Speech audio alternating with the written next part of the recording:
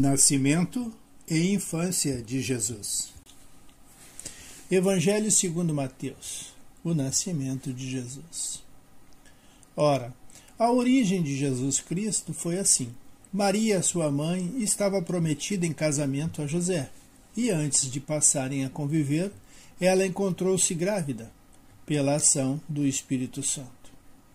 José, seu esposo, sendo justo e não querendo denunciá-la publicamente, pensou em despedi-la secretamente. Mas, no que lhe veio esse pensamento, apareceu-lhe em sonho um anjo do Senhor que lhe disse: José, filho de Davi, não tenhas receios de receber Maria, tua esposa. O que nela foi gerado vem do Espírito Santo. Ela dará à luz a um filho, e tu lhe porás o nome de Jesus, pois ele vai salvar o seu povo dos seus pecados. Tudo isso aconteceu para se cumprir o que o Senhor tinha dito pelo profeta. Eis que a virgem ficará grávida e dará à luz a um filho. Ele será chamado pelo nome de Emmanuel, que significa Deus conosco. Isso é o que está escrito na Bíblia. Agora vamos ver o nascimento de Jesus pela visão do livro Evangelho dos Humildes, de Eliseu Rigonati. Mateus descreve, em linguagem simbólica, como se preparou o ambiente terreno onde se encarnaria Jesus. Ao escrever seu Evangelho, Mateus compreendeu a inspiração que lhe vinha do alto, de que um espírito virginal tinha sido escolhido para ser a mãe do Mestre. Um espírito virginal é aquele que, através de sucessivas e incontáveis reencarnações, tornara-se isento das máculas da matéria. Embora ainda não tenha alcançado as esferas divinas, próprias do espírito perfeito, contudo, vivem em planos muito superiores. Os espíritos virginais só se encarnam na Terra para o desempenho de missões de benefício geral. Maria e José eram espíritos virginais. O casal veio para facilitar a encarnação de Jesus, o qual, sendo um espírito puro, requeria um ambiente adequado para evitar as graves perturbações que um ambiente sem espiritualidade acarreta a um espírito evoluído. Avisado intuitivamente de que, por intermédio deles, se estava processando a encarnação do Messias, prometido ao mundo, pelos antigos profetas de Israel, a princípio José não crê que Maria fosse digna de tal missão. E quando intervém um mensageiro espiritual para advertir José de que Maria já tinha alcançado a pureza de alma, suficiente para servir de tão nobre instrumento, e José, sem duvidar mais, redobra de cuidados para que o ambiente doméstico se mantivesse puríssimo durante a concepção de Maria. O Evangelho segundo Mateus, capítulo 5, item 17. Não penseis que vim abolir a lei e os profetas.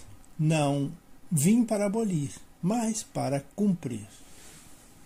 Os ensinamentos que temos recebido de elevados mentores espirituais nos dizem que Deus não quebra a harmonia das leis que regulam a natureza. E a característica principal de nossos irmãos maiores na hierarquia espiritual é o de obediência absoluta à vontade divina, da qual são os intérpretes e os executores. Ora, por que haveria Jesus de se corporificar em nosso planeta, desrespeitando a lei biológica e, portanto, desobedecendo às leis que regem a nossa esfera? Seria um triste começo para tão nobre missão. A vinda de Jesus ao nosso plano operou-se pelos meios absolutamente comuns a todos nós. Precisou do concurso de dois entes que se amavam, do amparo de José e da ternura de Maria. Ou seja, Jesus nasceu como qualquer um de nós. Os magos do Oriente. O verdadeiro significado da palavra mago é sábio.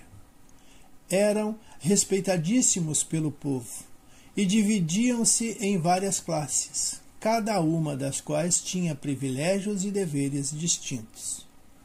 Levavam uma vida austera, vestiam-se com extrema simplicidade. É fora de dúvida que terão tomado conhecimento das profecias referentes à vinda do Messias, por meio dos israelitas, quando estes estiveram cativos na Babilônia. Estas profecias, guardadas carinhosamente no recesso dos templos, só eram reveladas aos iniciados das coisas espirituais. Estudiosos da espiritualidade que eram, não lhe foi difícil compreender o verdadeiro caráter de Jesus e da missão que vinha desempenhar entre os homens, motivo pelo qual o esperavam através das gerações. Cultores da mediunidade, que para eles não tinha segredos, são avisados pelos seus mentores espirituais logo que Jesus se encarnara, e comparando o aviso recebido com as profecias que possuíam, não duvidaram em ir prestar suas homenagens ao Messias, há tanto tempo esperado e desejado. A estrela que os guiava era um espírito que se lhe apresentava em forma luminosa. Qual o objetivo que visavam os mentores espirituais, favorecendo a adoração dos magos? O objetivo era chamar a atenção do povo hebreu de que Messias prometido já se tinha encarnado.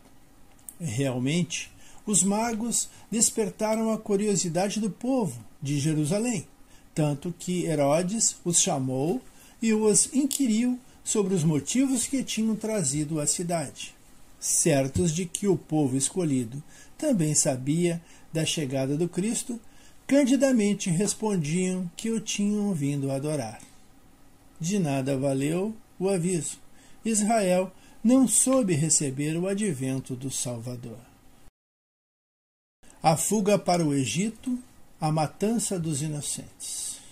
Quando Herodes percebeu que os magos o tinham enganado, ficou furioso. Mandou matar todos os meninos de Belém e de todo o território vizinho, de 2 anos para baixo. José, tendo sido avisado que o rei Herodes iria procurar o menino para matá-lo, levanta-se de noite com o menino e a mãe e retirou-se para o Egito, e para lá ficou até a morte de Herodes. As trevas, entendendo que Jesus viera iniciar o seu reinado no coração dos homens, teve a reação de ódio e deliberaram destruí-lo. A providência divina, porém, fez com que o colocassem em lugar seguro, enquanto se manifestava o temporário poder das trevas. As crianças atingidas por este violento desencarne eram espíritos em expiação. Em encarnações passadas, muitos tinham errado, tornando-se desse modo merecedores da correção pela qual passaram. Outro fato interessante da infância de Jesus foi que, com 12 anos, a sua visita ao templo, onde debateu com os doutores da lei e demonstrou sua grande sabedoria diante dos homens. Infelizmente, não há muito sobre a infância, mas o que está aqui foi compilado de livros sérios da doutrina e da Bíblia Católica. Ficamos por aqui, agradecidos e pedindo que Jesus esteja sempre conosco.